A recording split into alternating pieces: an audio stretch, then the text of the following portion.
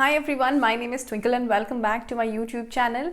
In today's video, I'm going to be showing you probably the most important document, the most important schedule that actually plans and actually dictates how the life of a flight crew or a cabin crew is going to be for a particular month. Yes, exactly that. I am going to talk about how a roster of a cabin crew in Qatar Airways looks like. We're also going to talk about different ways in which you can plan your schedule for a month. How does the bidding system work? How much in advance do you need to plan your vacations? How do you get the flights? How does all of that work? And I'm also going to show you a few examples of the roster so you can get the closest look and feel of how a roster looks like. Apart from that, I'm also going to tell you a few abbreviations which you will see in the roster so that you actually know how the life of a pilot or a cabin crew, what exactly it revolves around. So if you're interested in all of that information, then do not go anywhere and keep on watching. But before I get into the video, you know the drill. What you need to do is subscribe to my channel, like the videos if you like the kind of content I make, and share it as much as you can. On that note, let's jump into the video. So to start with, I want to tell you about what exactly a roster is, what exactly a monthly roster is. So a roster is basically a schedule or a plan of 30 days of the next 30 days that you are going to do while you are flying in any airlines or aviation company. Yes. So in this, you have got all your flights that you're going to do, the trainings that you're going to do, vacations, days off, anything and everything related to your occupation that you are going to do in a month. This basically helps the life of a cabin crew or a flight crew be more precise, like planned, because any which ways our lives are very 24/7. There's no schedule, everything depends on shift work, so we don't really follow any schedule. So the roster is the only thing which helps us keep in sync and plan ahead, because of which we also are able to plan our fixed days off. We are also able to plan vacations, and sometimes we have to do it in 6 months to an year in advance. Also, if there are any exams or trainings which are coming in the upcoming month, which we always have to do, our lives are all about exam, study and trainings that I always keep on telling you. You will be at least 30 to 40 days in advance. You'll be prepared for that, so you don't get the shock of your life and you are decently prepared. So the roster usually comes 1 week before the next month starts. So for example, if you are waiting for the roster of March, your roster is going to come to you maximum by 23rd or 24th. That's the standard in Qatar Airways, that your roster will come at least 1 week to at least 10 days also at times in advance, so you know what you're going to do in the next month. But wait, how do you plan and how do you actually bid? The actual term is how do you bid for those days off and when do you bid for those days off. So there is a proper bidding system which I am going to talk about later in the video, but the bidding part needs to be done in the first week of the preceding month. So for example, if you are planning your roster for the month of March, you have to bid for flights for March and within the first 10 days of February, and that is the stipulated time. So if you miss the bidding time, or if you're not able to bid for instance from 1st to the 10th of the month, then you've missed your roster planning for that month. No, the roster will be there and you will be flying, but that will be according to the company, randomly what the system selects. Not all the time does it is bad or something of that sort, but most of the times if a crew does not have any events or something coming in and they don't have any vacations planned, or they don't have any destination planned, which happens very few times, then you can actually put everything on the system, and sometimes systems also, you know, get you the best rosters without even bidding. So it's not mandatory to bid, but it's good to bid so you know what you're going to do. At least you try. So the bidding system in Qatar is pretty much good. Now there will be people who say that the bidding systems do not work as much as good. They are not 100% accurate. The percentage, the probability of you getting your flights or days off is very less. So see guys, cabin crew or, you know, people in general will always keep crying even if they get it or they don't get it. Actually, there is a proper training and there is a kind of way that you need to follow. There are proper ways, there is a proper training which actually teaches you how to bid for a flight. And if you've not done things correctly, because it's all automatic and the system picks it, you're not going to get the bid. So the bidding systems in international airlines are very, very planned and very, very automatic, because now there are thousands and thousands of crew and nothing works manually. Everything is done by systems and automatic, and there is no manual control, which is the best part. So there is no question of people in rostering being partial or something like that. In fact, we don't even know where rostering is. The term that we used in Qatar Airways is crew control. So in my previous airline in Kingfisher, when I started, we had a rostering department. We could talk to them manually, and there were manipulations. I'm sorry to say, there were manipulations, there were manual control over it. So there were favoritism and stuff like that. Things could be done manually. So yes, there were a lot of wrong things which were not supposed to be done. There were things which were happening. However, in Qatar Airways, things does not work like that. For that matter, even Etihad, Emirates, or any other international airlines for that matter, I can assure you the bidding systems are pretty much good, but the accuracy or the probability of you getting your favorable flights or bids can vary depending upon the availability, operational requirement, and probabilities, of course. And the life of cabin crew and flight deck crew is all about availabilities and probabilities and operational requirement. Yes, in simple language, what I mean to say is, no matter even if you bid and even if you get your days off or vacations, but if there is a requirement last minute, things have changed, your roster can change at any given point of time, your flights can get changed. Though the probability of this happening is very less, because very big network in international airlines, and of course the probability of you being pulled out and last minute changes in India is very, very high because of the size of the company, and requirements can be more because the staff is less and the requirements are more, things like that, as compared to the international airlines where you have a lot of crew and crew on standby is way too much. So even if you report sick the last minute, nothing really happens because they have so much of crew in abundance that they have people sitting on airport standby, home standby. What are these terms? We're going to talk about it later in the video, so don't worry, just hold your horse. So coming up to the bidding system, so there is this automatic software thing in your systems that is provided to everyone in their company IDs. You can actually access this bidding system. You can do your biddings in time, which is in the first week or first 10 days of 1 month in advance. Once you do it, it still depends upon the system. If there are probabilities and there is availability, you will get your offs. So for example, if you're planning to go out on a short vacation and you need 4 days off, you can actually bid 4 days off together, plan things ahead, and you get 4 days off, and sometimes you get an extra off before or after. So sometimes what people do is bid a morning flight, like a morning arrival today, for example, and then they bid 4 days off. So it becomes like 5. So you've arrived like today 5 a.m. You pack and they go for their vacation. Then they have 4 days off, and then they bid like for the 6th day, they bid for a late night departure. So eventually it becomes like 6 days, which you can plan. So this is how it works. You can actually plan your things very, very smartly. And if you get it, you can probably go for a vacation every month. And that's what exactly I also used to do. I used to at least come home once in a month or twice when there were no layovers for Delhi.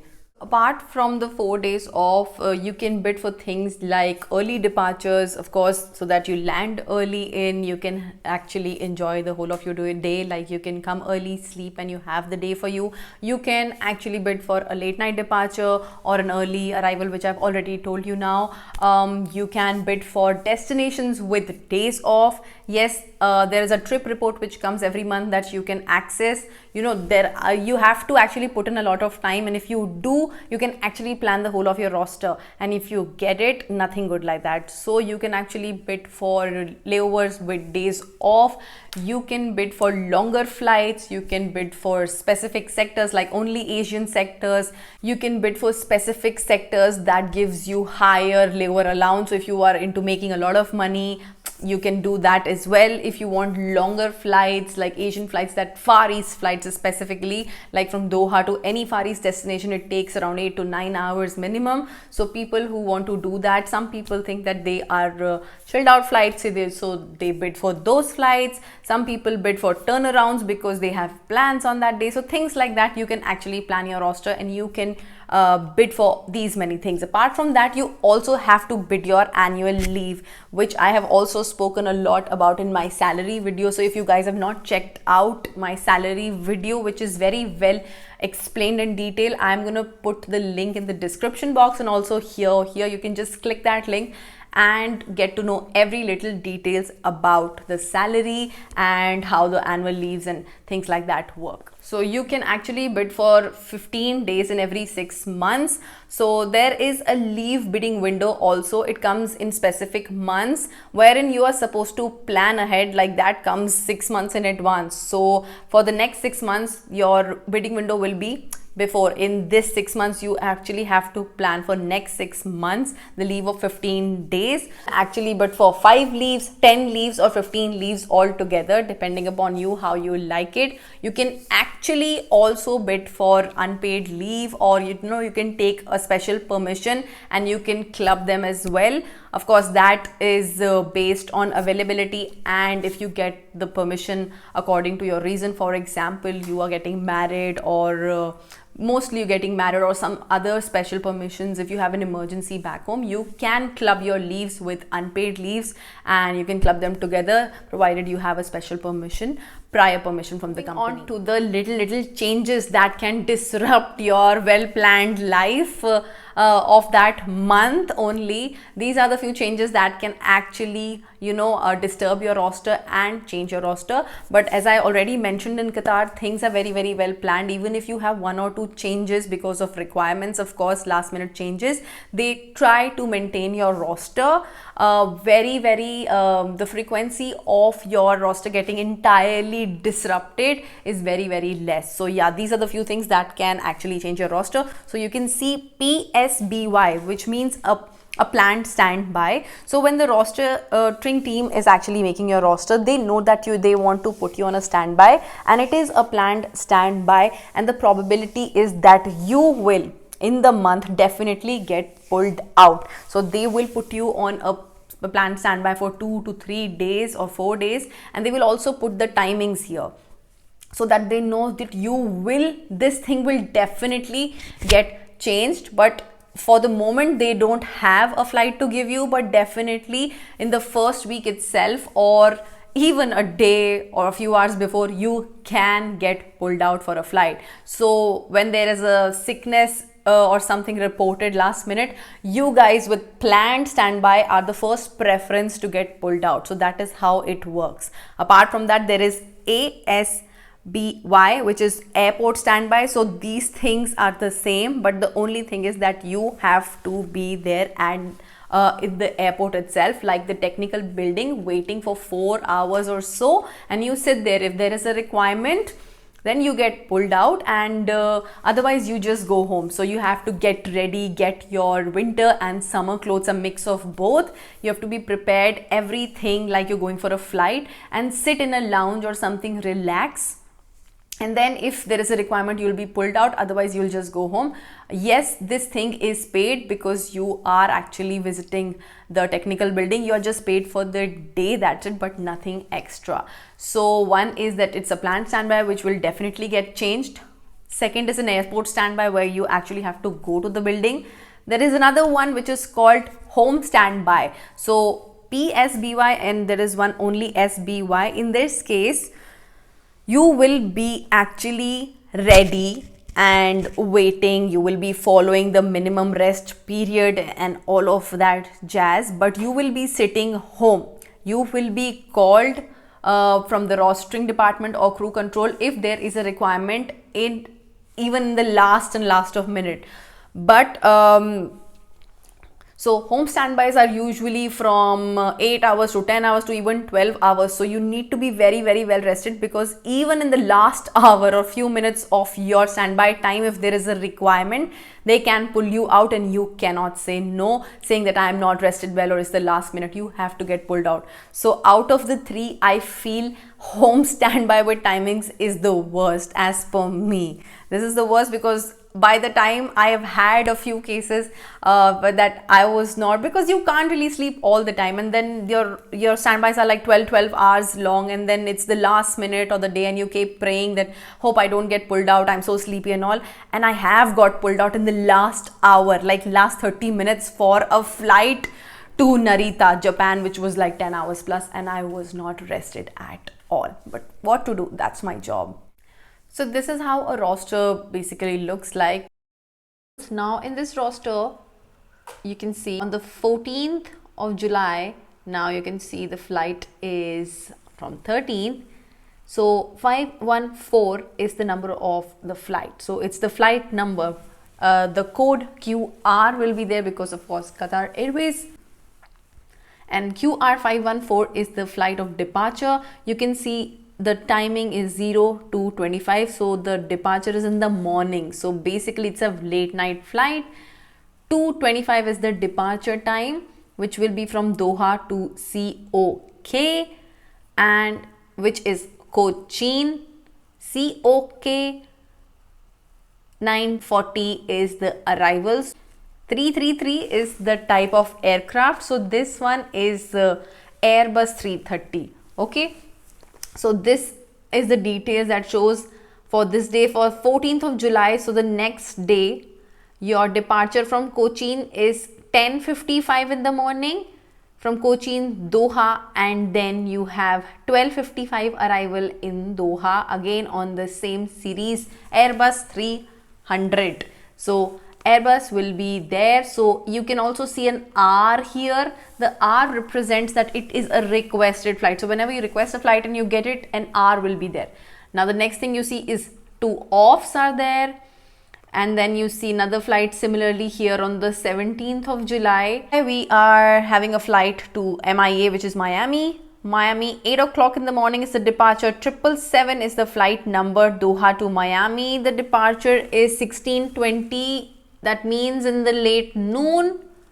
And 350 is the type of aircraft which is going to go to Miami. And then this shows that on July 18 you will be boarding the flight, like departure will be July 18th from Miami 19:20, but you will reach in Doha 19th of July. So it is pretty clear because of the time difference. They have properly shown you that 18th July from US, from Miami, you will board the flight, and Doha you will reach again at 4:15 in the noon on 350 aircraft. So this is how roster tells you everything clearly. So you have to be very careful about the dates and everything. Next, again 2 days off. So usually when you have a US flight, not always, you have 2 days off before and after. Now this one is, you see on 22nd Sunday is a Doha Beirut flight, and then Beirut Doha. So this is what you call as a turnaround flight. Turnaround flight is that you go and then you come back from the destination on the same day. Again same details, flight number, aircraft details, time of departure and arrival is there already. So this is how the roster goes. So now I want to show you, this is the planned PSBY standby here. I told you this is for 7:30, from 7:30 in the morning to 21:30. So 7:30 to 9:30 in the night, any time you can be put for on a flight. Like your flight departure will be between these timings. So this is usually planned and this will be changed before time. So not last minute, and 3 days will be covered in this. Again, you have a turnaround here and then 2 days off. You see this from 8th to July 14, you don't have an off. So you're flying continuously 3 flights. So first on the 8th of July, you go to London. You come back from London on the 10th. You come back on the 10th, and then on the 11th itself in the night, you have departure in the night. So this again on the 12th, and then again 13th you're operating, 14th you're operating. So you see 7 days, actually 7 days in a row, and then your 8th day you have 2 days off. So it can get very hectic. So again, same things. Here you can see off, off, off. So this is the requested days off. So now see, here I have leave, which is a planned leave, and I've requested 3 days off before my leave, which has been granted also. So I clubbed my 3 days off, and then I have leave here, which becomes like a clubbed leave and more days in my pocket. And basically nothing in the roster. So this is how your roster looks when you bid for leaves. Not a lot of flights. So apart from these standbys, what you can see are some trainings like the CRM, LSC. There are some different kind of trainings that you can be rostered for. So they're different codes. You are pre-rostered for different trainings, 1-day trainings, 2-day trainings. There are recurrence that you're supposed to do every year, some trainings that you're supposed to undertake to renew a license or something like that. That will be, of course, showing in your rosters. An off, a planned off will be showing like OFF, like this in your roster. A DOFF means a day of outstation, like if you're in London and you have arrived there, you will have another day off there, and then probably the 3rd day you will have the departure in the evening or morning or whatever. So you have a day of outstation. That's why it says DOFF. And there is also one term that I would like to highlight here, something called as deadheading. So it will say DHD in your roster. So what is a deadheading? Crew, basically you are going to get ready in your uniform and you're going to board a flight as a passenger. You don't need to attend any briefing or something as such. You will just go in flight, change into formals, and then relax, of course, in a proper way, because you're still a staff on duty. You will be traveling, eating, sleeping, watching entertainment, basically do whatever you want to do. And then you will be landing. So before landing you will again be changing into your uniform and reaching the hotel, but you are going to be operating a flight on the way back. So the deadheading can be way going in, or deadheading can be way coming back. So you operate either going or you operate coming back. So you are paid for that sector also, but you're not paid for the hours that you're into the flight. So you're paid for the day because you are available for duty, but you're not paid for the flying hours. So if you want to take it normally, you're just the hours, like if you're going to be flying for 8 hours, that 8 hours will not be included in your duty. So that's how deadheading works. You go relaxing and you come back working, or vice versa. So apart from that, there is nothing much to be discussed in a roster. This is how simple or difficult it looks like at first glance. And also you have the total number of hours here. Some people definitely keep a track of their hours, and you should. There's nothing wrong in keeping a track of your hours and know how many hours are they doing or things like that. Apart from that, I don't think so. There is nothing that I can add in this video. If there is anything that you want to know more about the roster or any other terms related to rostering or the types of duties that we have in flight, then you know the drill. You can comment below in this video and I will be happy to answer. Also, if you're not following on me on my Instagram, then I will leave the handle right here. Go ahead, follow me on Instagram because it is going to be very helpful for you. I do come live very often, do Q&A sessions, post vacancies, post stories that can be very, very useful to you. And on that note, I will be closing this video. I will see you in my next one. Till then, take care and bye bye.